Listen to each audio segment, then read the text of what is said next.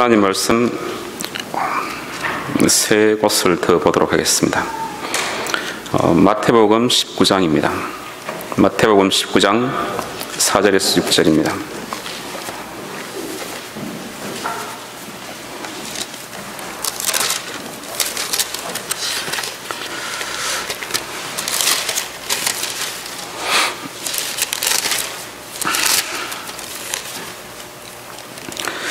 마태복음 19장 4절에서 6절입니다. 예수께서 대답하여 가라사대 사람을 지으시니가 본래 저희를 남자와 여자로 만드시고 말씀하시기를 이르시되 사람이 그 부모를 떠나서 아내에게 합하여 그 둘이 한 몸이 될지니라 하신 것을 읽지 못하였느냐. 이러한즉 이제 둘이 아니요 한 몸이니 그러므로 하나님이 짝지어 주신 것을 사람이 나누지 못할지니라 하시니. 아멘. 에베소서 5장 아까 본문 말씀으로 돌아가겠습니다. 에베소서 5장 22절에서 33절 21절 22절 읽으셨고 22절에서 33절까지 제가 봉독하겠습니다. 22절 아내들이여 자기 남편에게 복종하기를 주께 하라. 이는 남편이 아내의 머리됨이 그리스도께서 교회의 머리됨과 같음이니 그가 친히 몸의 구주시니라. 그러나 교회가 그리스도에게 하듯 아내들도 범사에 그 남편에게 복종할지니라.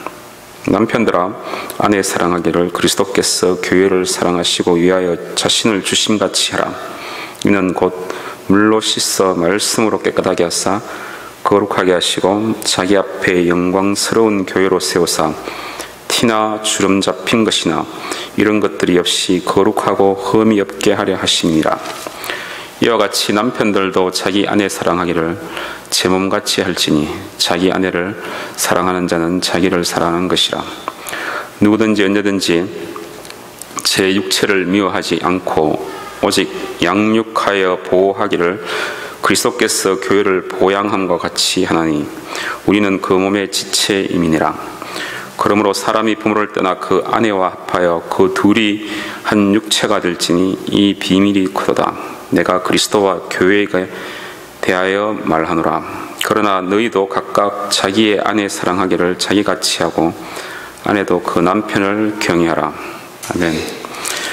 그리고 그 앞에 에베소서 4장 22절에서 27절 말씀을 보시겠습니다. 에베소서 4장 22절에서 27절입니다. 너희는 유혹의 욕심을 따라 썩어져가는 구습을 쫓는 옛사람을 벗어버리고 오직 심령으로 새롭게 되어 하나님을 따라 의와 진리의 거룩함으로 지으심을 받은 새 사람을 입어라. 그런즉 거짓을 버리고 각각 그 이웃으로 더불어 참된 것을 말하라. 이는 우리가 서로 지체가 됨이니라. 분을 내어도 죄를 짓지 말며 해가 지도록 분을 품지 말고 마귀로 틈을 타지 못하게 하라. 아멘. 말씀을 위해서 기도드리겠습니다.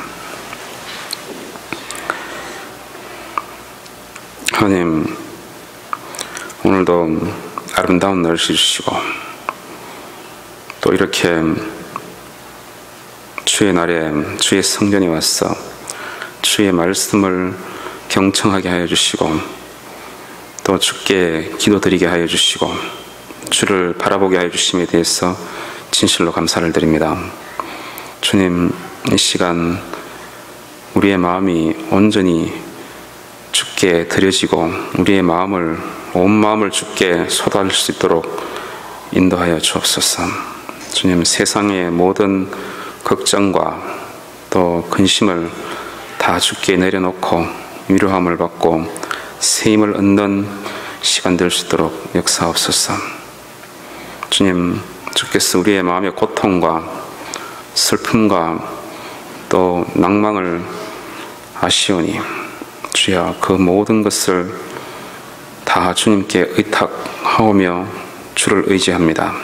주님, 이 시간 주님을 만날 수 있는 시간 될 수 있도록 역사해 주시고, 삶의 여러 가지 복잡하게 얽힌 문제들이 다 해결함을 받는, 또 해결하는 그런 주님 신호를 받는, 좀 빛을 볼 수 있는 그런 계기가 될 수 있도록 인도하여 주옵소서. 주님, 예수님께서 우리의 해답이십니다. 예수님만을 바라보게 하여 주시고 예수님 안에 지혜를 찾게 하여 주옵소서. 하나님, 오늘도 자격 없고 아무것도 아닌 제가 이 강단에 섰습니다. 주의 말씀을 전가할 때 성령의 두루마리를 입혀주셔서 하나님의 말씀이 되게 하여 주시고, 입술이 둔한 제가 주님 저의 능력과 지혜로 하는 것이 아니라 하나님의 능력으로 말씀을 담대히 선포할 수 있도록 주께서 인도하여 주옵소서. 주께 감사드리며 모든 말씀 예수 그리스도 이름으로 기도드리옵나이다. 아멘. 제가 참 이제 감사한 게, 예배 시작하기 전에 이렇게 또 우리 전도사님 통해서, 그리고 또 여러분들이 참석하셔서 이 예배를 위해서 기도하니까 저한테 많은 힘이 됩니다. 또 그걸 통해서 제가 많은 하나님의 도움을 받는 것 같습니다. 예배 시간에 늦게 오시는 분들도 일찍 오셔서 같이 기도하시고 또 예배를 준비하고, 또 그리고 하나님 말씀을 또 더 잘 듣고 또 하나님 말씀을 위해서 기도를 하면은 성령님께서 역사하셔서 더 은혜로운 예배가 되게 하실 줄로 믿습니다. 제가 이래 느끼는 게, 제가 뭐 말씀을 전가한 지 이제 얼마 안 됐지만은, 저 말씀 전거는 사람의 능력으로 하는 게 아니다, 그런 걸 느낍니다. 아무리 말씀을 많이 준비해도 은혜 받는 사람은 하나님께서 은혜를 주시니까 성령 충만하지 못하면은 여러분들한테 은혜를 주지 못하는구나, 그런 걸 느낍니다. 그래서 말씀을 논리적으로 아주 체계적으로 준비를 해서 전해도 하나님의 그런 능력과 하나님께서 역사하지 않으시면 여러분들이 그것을 갖다가 은혜롭게 못 듣는 것을 느끼고, 말씀을 적게 준비해도 제가 성령이 충만하면은 말씀의 은혜를 받고 다들 기뻐하는 것을 보면서, 하나님의 말씀의 능력은 인간의 지혜에 있는 것이 아니다, 그런 것을 느낍니다. 오늘날 우리는 여러 가지 복잡하고 또 여러 가지 변화 가운데서 살아가고 있습니다. 이 시대는 엄청나게 변화가 빠르고, 또 빠른 만큼 우리의 가치 체계도 엄청나게 바뀌어져 가고 있습니다. 한국에서도 그렇고 미국에서도 그렇고 이 사회 발전이 빠르니까 가정이 어떻게 돌아가야 될지, 윤리 체계가 뒤바뀌어지고 또 어려움을 겪고 있는 것을 봅니다. 특히 미국에 살고 있는 저희들은 자녀들을 갖다가 기르면은 한국 습관으로 길러야 될지, 한국의 가치 체계로 길러야 될지, 아니면 미국의 가치 체계로 길러야 될지, 그것이 아니면 그게 혼합돼서 A를 가르쳐야 될지, 여러 가지 그런 복잡한 문제 속에서 우리가 고민을 하는 때도 있습니다. 아버지를 공경하고 어머니를 공경하는 그런 마음이, 그런 예의가 없어지고, 그냥 자녀가 아빠 엄마를 그냥 같은 레벨에서 대하고, 또 아버지 부모들도 그걸 당연한 것처럼 받아들일 때도 있고요. 또 한국에서도 참 옛날 같은 그런 유교주의 체계에서 사람을 갖다가, 사회를 또 리드하는 것이 아니고 여러 가지 복잡하고 또 변화가 많으니까 옛날 사고방식으로는 전혀 안 되면서 그게 또 자유로울 수도 있는데 뭔가 혼란스러운 그런 면을 초래합니다. 대통령에 대해서 그냥 비판해도 아무 그런 끄리낌이 없이 다 받아들이고 그걸 또 이제 당연한 것처럼 또 여깁니다. 그게 물론 좋은 점도 있고 나쁜 점도 있습니다. 자유로우니까 좋게도 느껴지는 거죠. 그게 또 가정으로 또 들어와서 아버지의 권위는 사라집니다. 또 어머니의 역할도 참 약해지고요. 아이들은 또 아버지 어머니를 대할 때 마구 대해도 되는 그런 자유로움 속에서 살아가고 있습니다. 그래서 부부간의 관계에서도 예의가 없고 또 절제가 없고 그런 선이 없어지는 것을 봅니다. 우리가 오늘 말씀하신 이 말씀에 그리스도를 경외함으로 피차 복종하라, 이 말씀이, 이 피차 복종하라, 이 말씀이 성경의 원어로는 우포타소라는 건데, 복종하라 이 말이잖아요, 그죠? 복종하라 이 말이 우포타소 이 말은 자발적으로 순종하는 마음을 갖다가 말씀하고 있습니다. 자발적으로 순종한다는 것은 즐거이 복종하는 겁니다. 그러니까 즐거이 상대방의 말을 순종하고 받아들인다는 겁니다. 그렇기 때문에 오히려 피차 복종하라 이렇게 표현하기보다는 피차스로 순복하라 이렇게 말씀드리는 게 좋을 것으로 생각이 됩니다. 그러니까 우리는 부부간에 이 하나님 말씀에서 보면은 아내들이여 자기 남편에게 복종하기를 주께 하듯하라, 이 말씀을 갖다가 아내들이 즐거움으로 이 말을 받기보다는 이것을 남편들이 아내를 비판하는 하나의 수단으로 씁니다. 왜 나에게 복종 안 하고, 하나님 말씀에는 아내들은 남편에게 복종해야 되고 주께 하듯이 복종해야 되는데 왜 당신은 나에게 그렇게 복종하지 않는 거야? 이렇게 오히려 비판의 수단으로 사용되어집니다. 그러면은 아내들은 또 남편들아 아내 사랑하기를 그리스도께서 교회를 사랑하시고 위하여 자신을 주심같이 하라, 이 말을 갖다가 도구로 써서 왜 이 나를 갖다가 그렇게 사랑해야 되는데 왜 사랑하지 못하느냐고 오히려 바가지를 끓는 그런 수단이 됩니다. 하나님의 말씀이 이 자기한테 들려서 그 말씀이 자기한테, 우리 자신한테 이루어지고, 그래서 그 말씀으로 인해서 아름답고 복된 삶이 나와야 되는데 그것이 아니고 하나님의 말씀을 이용해서 상대방을 공격하는 도구가 되니까 참 어려운 일입니다. 누구나 다 가정은 행복해야 되고 또 화목돼야 되고 사랑이 넘치는 그런 가정이 되어야 되는데 그런 가정을 꿈꾸며 또 결혼을 했잖아요, 그죠?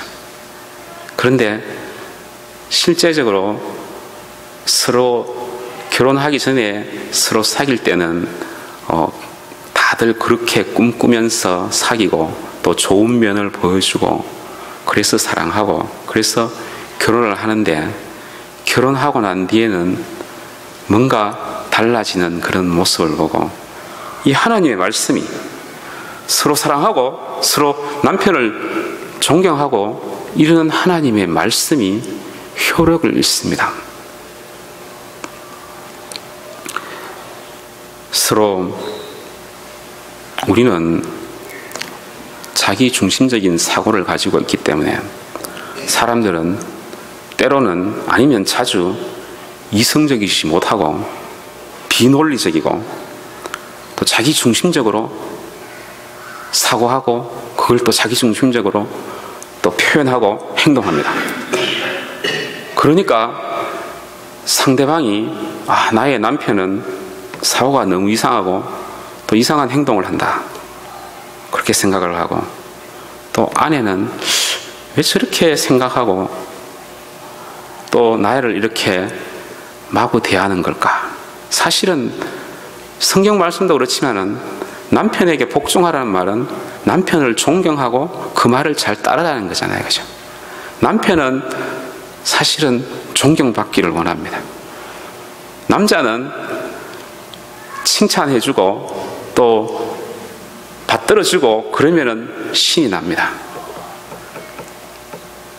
직장에서 일을 하고 돌아오면은 부인의 따뜻한 말 한마디가 그립습니다. 오늘도 참 수고 많이 하시고 고생 많이 하셨지요. 그 말 한마디 하면은 남편의 그런 마음이 쫙 녹습니다. 그리고 뭔가 자기를 잘 높이 대해주는 그런 걸 하면은, 그러면은 남자는 부인이 사랑스럽고 그렇습니다. 그런데 보통 신혼 초에는 그랬는데 시간이 지나가면서 그런 말이 진짜 없어집니다. 여자들은 그런 말 하는 게 어렵습니다. 왜냐하면 쥐꼬리만한 물건 갖다 주지, 서로 싸우고 막 이러면 이제 인간성이 드러나니까 내가 어쩌다가 이런 남자하고 결혼을 했는가, 아마 그런 생각이 분명히 들 겁니다. 남자들도 마찬가지입니다.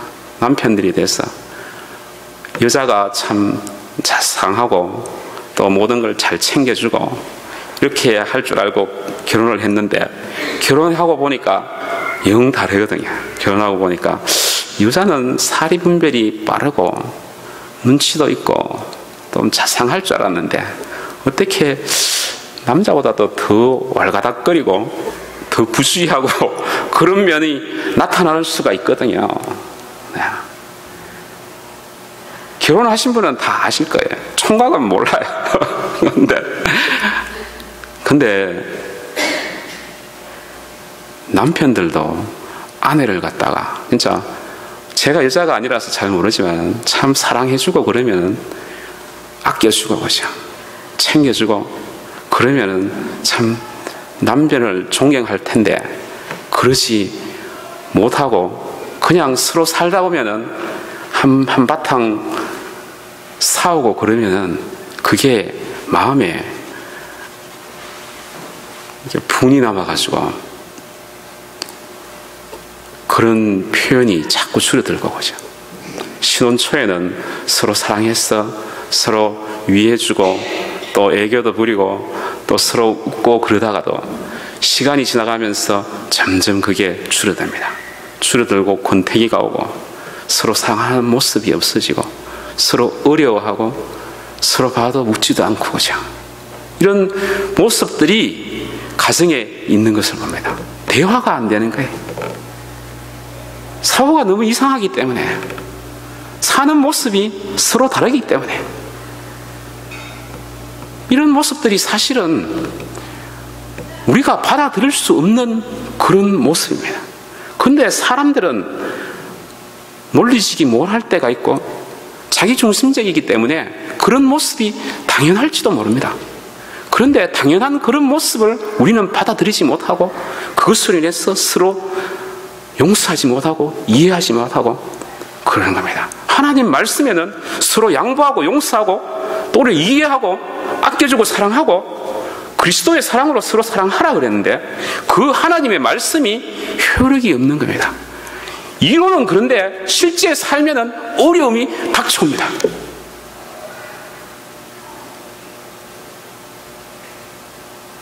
제 주위에도 이혼을 한 사람들이 많습니다. 서로 살아가면서 서로 맞지 않고, 그러니까 교회 다니기 전에 이미 이혼하고 그리고 난 뒤에 하나님을 찾아서 와서 교회에 혼자 살고 있는 사람들이 남편하고 떨어져서 그렇게 혼자 살고 있는 그런 여자들이 있습니다. 그들의 아픔은 남편하고 대화가 안 됐고, 남편이 워낙 자기를 돌봐주지 않았으며 또 능력이 없는 남편이었다. 그래서 자기도 그에 맞대응해서 똑같은 삶을 살았다는 겁니다. 그러니까 찢어지고 아픔 가운데 헤어진 겁니다. 그런데 우리는 그러한 전철을 밟아서는 안 되는 것이죠. 하나님이 맺어주셨으니까 아무도 이 둘을 쪼개지 못하리라 그랬잖아요. 여러분들이 결혼을 했으면은 나는 이 남자와 나는 이 여자와 찢어지지 아니하리라. 그런 확고한 신념이 있어야 됩니다. 하나님께서 주신 고귀한 존재잖아요. 하나님께서 또 남편을 고귀한 존재로 보시고 아내를 너무나도 아름다운 존재로 하나님은 여기시는데 우리의 마음은 사실 그런 마음이 없습니다. 어떻게 이런 남자와 결혼해가지고 이렇게 비참하게 나는 살아야 되는가? 그런 생각이 먼저 앞서고 어떻게 이런 여자를 저해주셔서 이렇게 고통스럽게 살아야 됩니까? 이런 고백이 우리 마음속에 나올 때가 빈번한 것입니다. 안 그런 사람이 있다면 너무나도 아름답고 고귀한 가정을 지금 만들어가고 있겠지만은 제가 볼 때는 여기에 앉아있는 대다수의 사람들도 아마 고귀한 가정이 아니고 서로 대화가 안 돼서 어려워하고 삶 가운데서 지금 문제를 안고 살아가고 있습니다. 대화가 잘 되고 소통이 잘 되고 또 서로 사랑하고 그렇다면 얼굴에 늘 행복이 있어야 되는데 우리의 얼굴은 행복보다는 어려움이 직면해서 하나님께 그것을 간구하고 하나님만을 찾는 그런 모습을 봅니다. 하나님의 말씀은 단지 이론뿐입니다. 하나님의 말씀이 내 삶에 살아있는 것이 아니고 하나님의 말씀은 너무 수준이 높아서 따라갈 수가 없는 하나님의 말씀입니다. 나의 삶에서는 이룰 수 없는 너무나도 수준 높은 말씀이기에 현실의 삶에 적용이 안 되는 하나님의 말씀입니다. 그것을 볼 때 하나님의 말씀을 보면서 우리는 허탈감을 느끼고 자기의 삶에서 적용이 안 되니까 안타깝고 무력감을 느낍니다. 왜 이렇게 살아가야 될까요? 왜 눈물을 흘리면서 가슴에 아픔을 가지고 살아가야 될까요?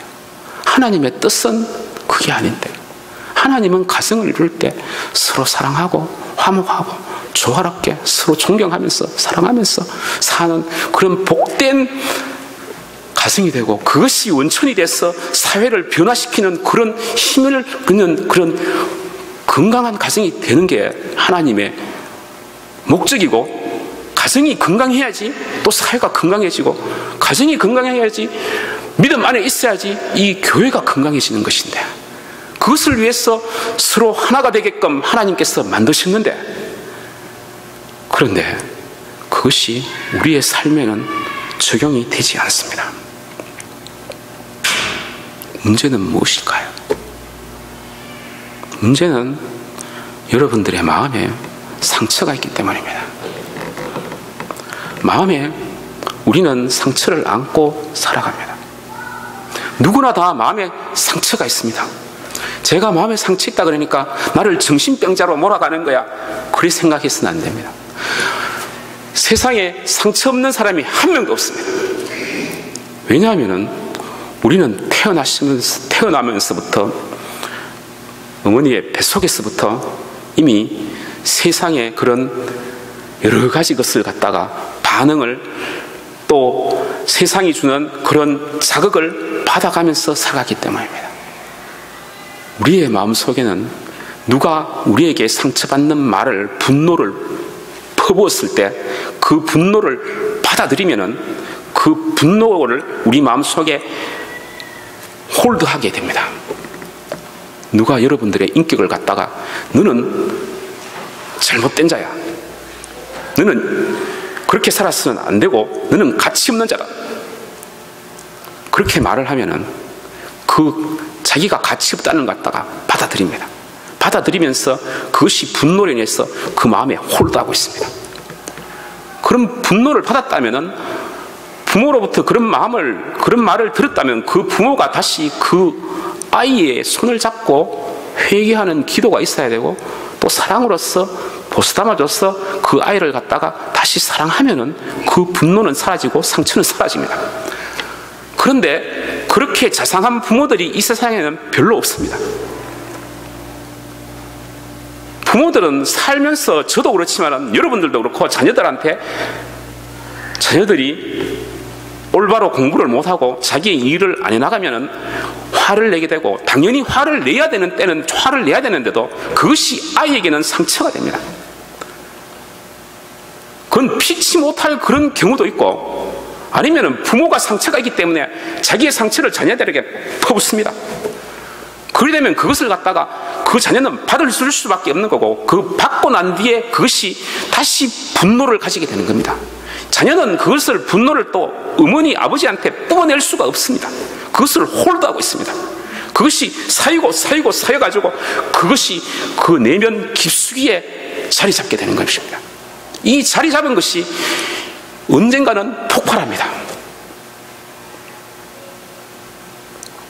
여러분들이요, 누구한테 자기를 갖다가 상처받는 말을 들었을 때, 남편이 여러분들을 정죄하는 그런 말을 들었으면 부인도 그 정죄하는 그 마음을 마음에 가지고 있고 홀드하고 있다가 언젠가는 그것을 뿜어냅니다.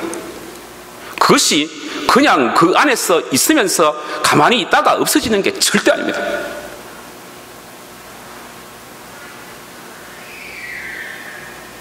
살아가면서, 가정에서 나는 실수를 하지 않았는데 그렇게 해서는 안 된다고, 자녀가 잘못했을 때, 야단을 쳤을 때, 와이프가, 부인이 야단을 치잖아, 자녀한테. 남편이 너는 그렇게 하면 안 되고 왜 아이에게 야단을 치느냐, 너한테 문제가 있다, 이렇게 말을 하면은 그것이 완전히 자기한테 상처가 돼서 홀라게 됩니다. 나의 남편은 잘못된 생각을, 나는 지금 올바른 일을 하고 있는데 남편은 왜 저러는 거야, 그러면서 그 당시에는 참을지 몰라도 자기 속에 그것을 받아들이면은 그것을 홀드하고 있다가 언젠가는 화가 날 때 그것이 뿜어져 나옵니다. 그와 같이 우리의 어릴 때부터 받은 그 상처는 분노가 되어서 우리의 마음 깊숙이에 사로잡고 있다가, 이것이 결혼하고 난 뒤에 남편한테 뿜어져 나오고 부인한테 뿜어져 나오고, 그 상처가 깊고 깊은 사람은 계속해서 이게 나옵니다. 그게 워낙 많은 분노가 쌓여지기 때문에 그 분노를 남편한테, 주위의 사람들한테 계속 뿜어나오는 거예요. 자녀한테 뿜어져 나옵니다. 그러니까 그 상처를 받은 사람은 그 자녀한테 그 상처가 넘어갑니다. 그러니까 하나님의 저주가 3, 4대에 넘어가는 것 같이, 하나님을 안 믿는 거죠. 자녀한테 넘어가는 거예요. 여러분들이 그런 상처를 가지고 있기 때문에 자기는 화를 내고 싶지 않을도 그 화가 나오는 겁니다. 자기는 그러고 싶지 않은데 그렇게 되는 거예요. 이런 마음의 상처를 가지고 있기 때문에 우리의 부부간의 삶에서 서로 둘 다 그런 상처를 가질 수가 있고, 한 사람은 상처가 약할 수가 있고 한 사람은 더 많을 수가 있는 거예요. 그런 상처를 안고 살면은 부부간에 계속해서 싸우게 되는 것입니다. 대화가 안 되는 이유도 거기에 있는 것입니다. 이 상처를 우리는 회복하고 하나님으로부터 회복함을 받아야 되는 것입니다. 하나님의 사랑을 받아야지 이 상처가 회복됩니다. 사랑이 여러분들을 치유하고 사랑이 여러분들을 회복시키는 겁니다. 하나님께 나아가서 하나님의 사랑을 받아야 되는 겁니다. 여러분들이 상처를 받아가지고 아픈 걸 주위 사람들한테 그것을 뿜어내면은 주위 사람도 아프고 여러분들도 더 아파서 계속해서 그런 삶이 나아가는 것입니다. 우리의 가정이 회복되기 위해서는 하나님의 사랑을 여러분들이 받아야 되는 겁니다. 하나님한테 나아가서 살아계신 하나님을 만나야 되는 겁니다. 하나님이 살아계셔서 하나님은 여러분들을 너무나도 사랑하시는 하나님이신데 머리털 하나라도 세시는 분이 하나님이세요. 여러분들의 머리털 하나하나가 얼마인지 다 아시거든요. 제가 머리가 자꾸 빠져가지고 지금 대머리가 되고 있는데 그 빠지는 숫자를 하나님은 세시고 계시네요. 여러분들을 너무나도 사랑하시는 분이 하나님이세요. 그런데 그것을 우리는 느끼지 못하고 살아가고 있다면 자기의 마음을 하나님께 전폭적으로 하나님께 드리지 않고 있다는 거예요. 하나님과 개인적으로 인격적으로 매일매일 살아가지 않고 있다는 것입니다. 여러분들은 그것을 모르고 있지만 하나님은 여러분들이 얼마나 아파하시는지 여러분들의 고통이 얼마나 큰 건지 하나님은 아시고 계시고 그것을 받기를 원하십니다. 부인한테 뿜어내지 말고 자녀들한테 뿜어내지 말고 남편한테 뿜어내지 말고 그 상처를 하나님한테 드려야 되는 거예요. 그 상처를 하나님께 드리면 하나님은 그것을 갖다가 받으시기 원하시네요. 예수님이 왜 십자가에 못 박혀 돌아가셨습니까? 여러분들의 고통과 그 아픔을 예수님께서 다 받기 위해서 십자가에 돌아가신 겁니다. 그러니까 하나님 앞에 그 고통을 그 아픔을 쏟아내는 걸 갖다가 두려워하지 마시고 하나님은 얼마나 아프실까 나는 이거 하나님 못 빠져갑니다. 홀드하지 마시고 그걸 갖다가 하나님 앞에 다 뿜어내야 됩니다. 부부간에 서로 문제가 있고 트러블이 있고 이해가 안 되고 대화가 안 되면 하나님 앞에 나와서 하나님 앞에 그걸 뿜어내야 됩니다. 교회에 와서 성전 앞에 와서 울면서 통곡하면서 여러분들이 부부간에 불화가 있으면 마음이 얼마나 아픕니까? 일이 안 되잖아요. 손이 안 잡히잖아요. 그런데 왜 그렇게 고통을 감수하면서 삽니까? 그 고통을 감수하면서 살면은 더 아프고 힘들잖아요. 그게 스트레스 돼가지고 언젠가는 더 크게 폭발할 텐데 이 앞에 나와서 고통을 하나님께 쏟아내야 됩니다. 하나님 앞에 쏟아내도 다 못할 때는 저한테 오세요. 제가 경험이 많으니까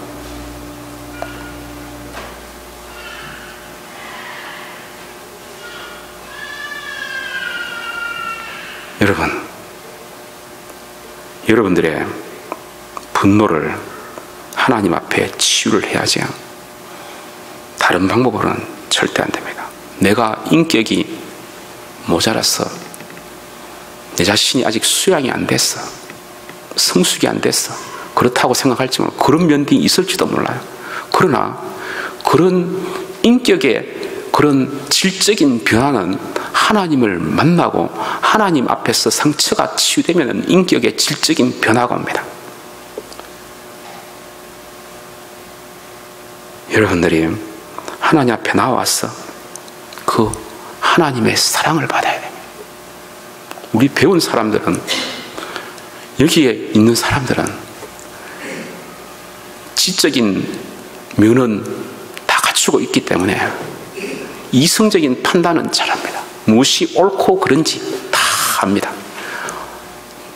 저 여자가 하는 일은 뭔가 잘못되고 뭐가 잘못되고 다 합니다.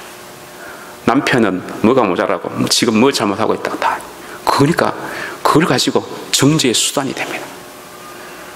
분노를 가지고 있다가 그걸 홀드하고 있다가 그대로 쏟아냅니다. 뭐 잘못됐는 거. 그거 들으면 더 마음이 더 아픕니다. 그죠? 이 인격의 질적인 변화는 이성이 수준이 높다고 인격의 질적인 변화가 일어나는 게 절대 아닙니다. 그거는 정서적인 문제에 있습니다. 정서의 함량이 잘못됐을 때 아무리 이성적인 수준과 판단이 올바르다 할지라도 정서가 하나님의 사랑과 그리고 많은 사랑을 못 받은 사람들은 정서가 메마르고 정서가 으그러졌기 때문에 올바른 인격의 표현이 못 됩니다. 사랑을 주고 싶고 사랑을 받고 싶어도 그 이모션이 이그러졌기 때문에, 올바른 사랑을 못 받았기 때문에, 부모로부터 사랑은 받아도 이그러진 사랑, 불완전한 사랑을 받았기 때문에, 잘못된 사랑을 받았기 때문에,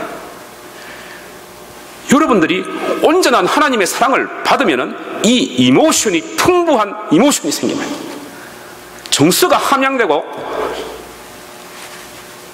감성이 발달하고 풍부한 감성의 소유자가 됩니다.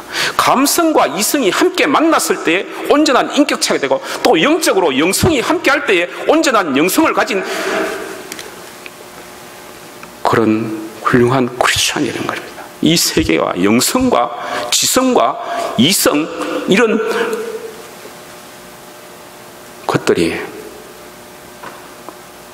다 함께 풍부하게 발전될 때에 여러분들의 인격이 향상되고 하나님의 훌륭한 그런 하나님의 그리스도인이 되는 것입니다.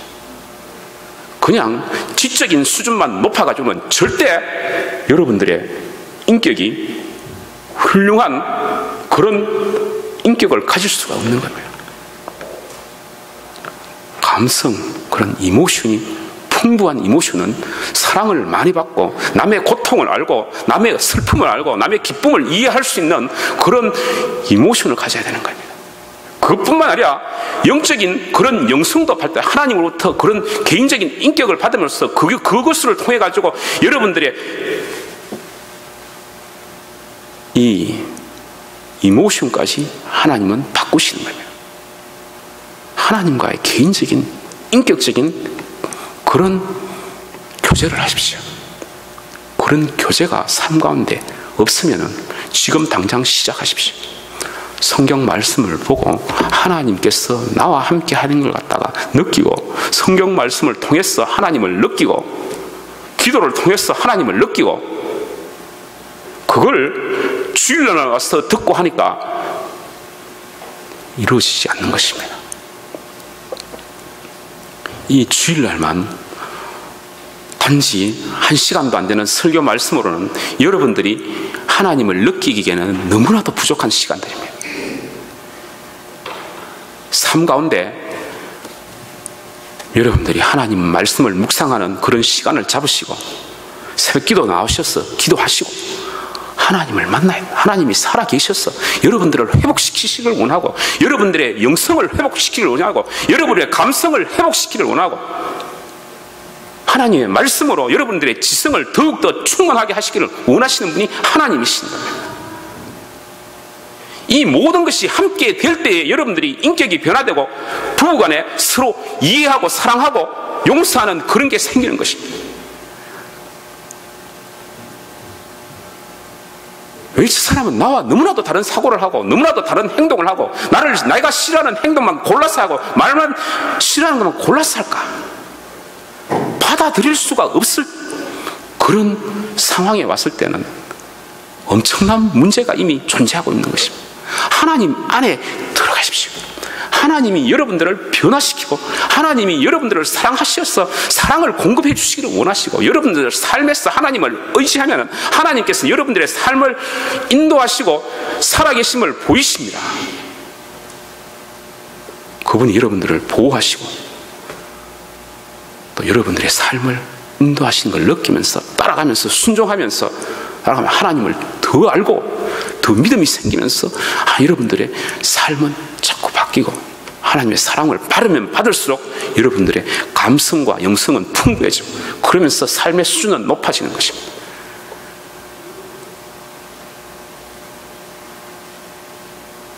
하나님을 만나시기 바랍니다.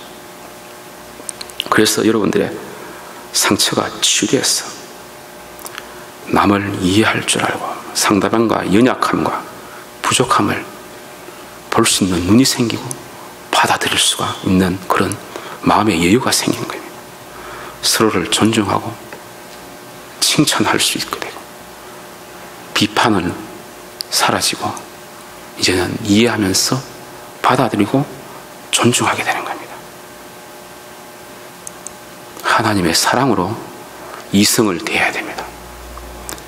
이성은 자기의 요구와 자기의 원하는 것을 주지 않을 때 이성의 사랑은 그냥 그것을 거부합니다.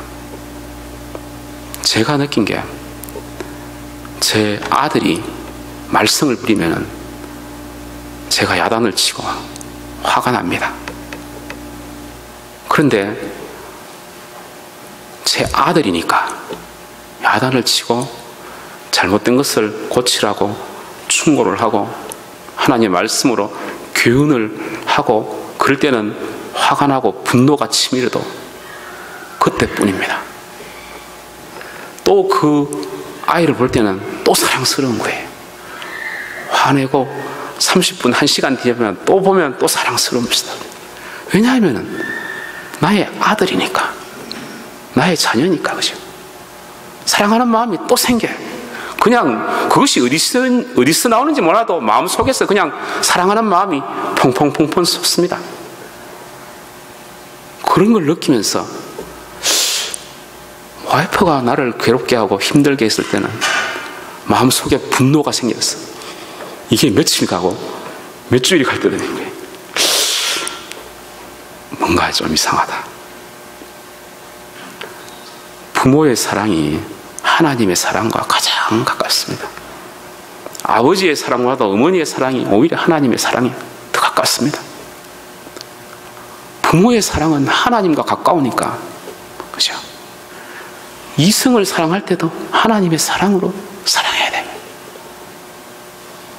아들이 잘못해서 화가 났을지라도 30분, 1시간 후면 또 아들을 사랑하는 마음이 그냥 마음속에서 샘물 쏟듯이 또 펑펑 솟아나옵니다.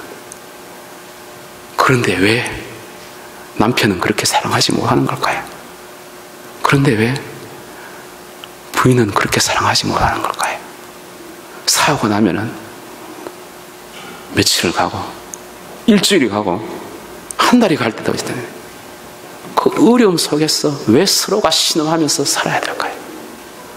하나님의 사랑으로 남편을 받아들이고 부인을 받아들여야 됩니다. 왜냐하면 하나님은 그 남편을 누구보다도 존귀한 자로 대해주시기 때문에.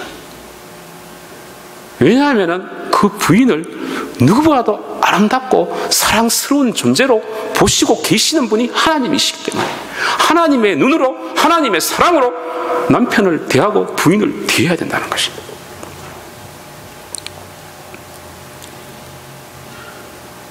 하나님의 사랑은 무조건적인 사랑이기 때문에 그런 사랑으로 대해야지만이 가정의 평강이 옵니다. 우리가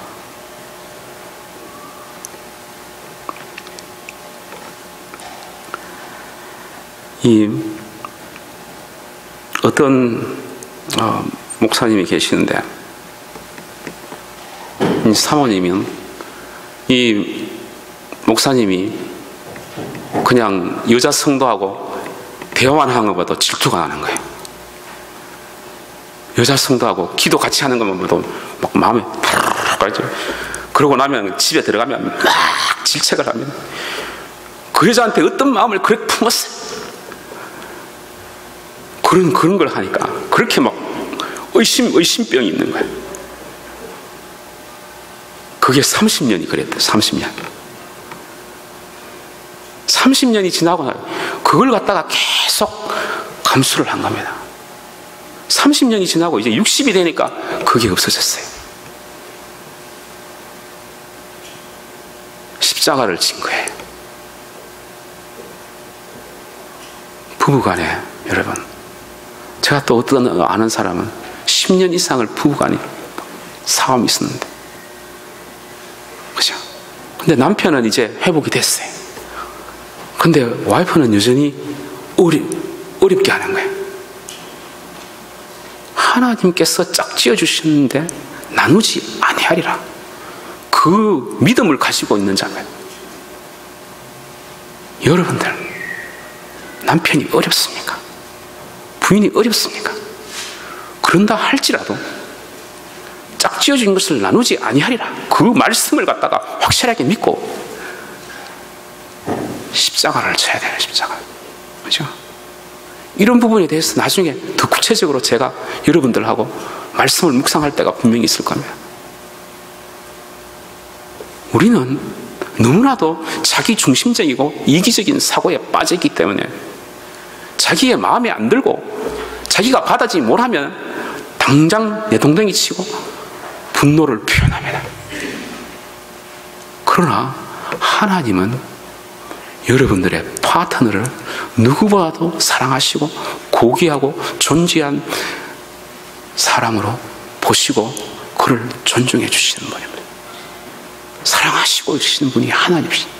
하나님이 그러신데 여러분들은 왜 그 사람을 그냥 비난하고 왜 이 사람은 이런 사람하고 만났어 나는 이렇게 고생을 하며 살아야 되고 어렵게 살아야 되느냐 그렇게 생각하고 있습니까? 여러분들의 부인을 더 사랑해 주시고 여러분들의 남편을 더 존경해 주시고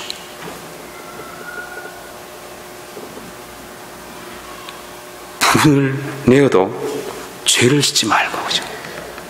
분을 품어가지고 있지 말고 그 분을 하나님께 쏟아서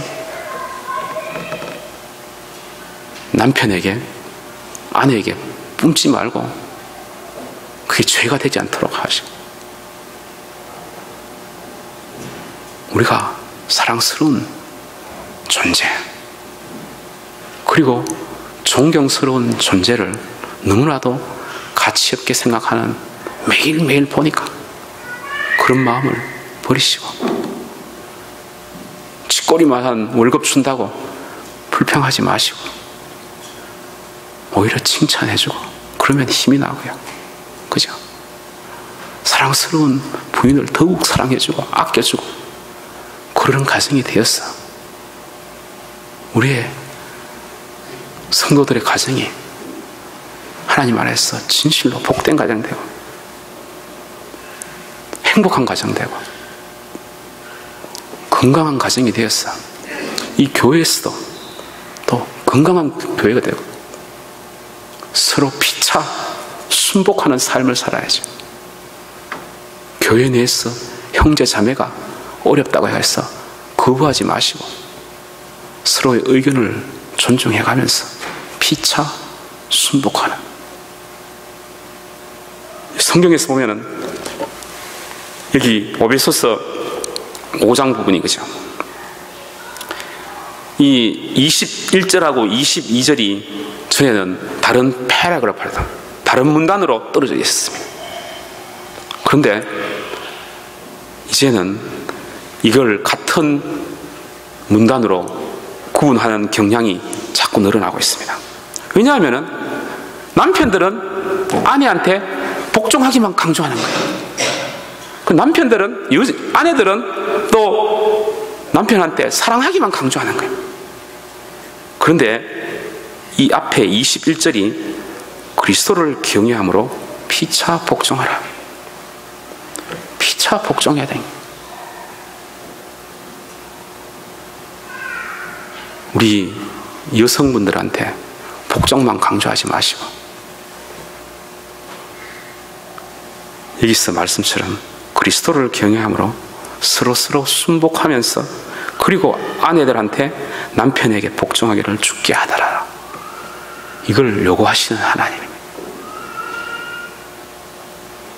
우리가 서로서로의 의견을 존중하고 받아주고 하면서 서로 양보하고 복종하는 그런 삶을 살고 진실로 아내들은 남편을 존경하고 그리고 남편들은 아내 사랑하기를 그리스도께서 교회를 위해서 자신을 주심같이 사랑하는 그런 복된 성도들 되시기를 주의 이름으로 축원드립니다. 기도하시겠습니다. 오늘 기도하실 때 옆에 사랑하는 남편과 사랑하는 아내가 있으면 둘이 손을 잡고 기도하시기 바랍니다. 손을 잡으세요. 손을 잡으시고 네. 다 같이 다시 우리가 마음에 아내 사랑하기를, 또 남편을 존경하기를, 서로 손을 맞잡고 기도하는 시간 가지도록 하겠습니다. 기도하시겠습니다.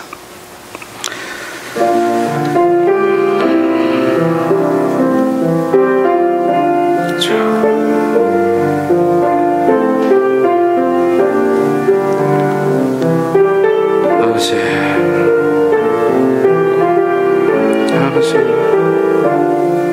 우리 가정들이 왜 이렇게 어렵게 살아야 됩니까? 아버지, 인도해 주옵소서.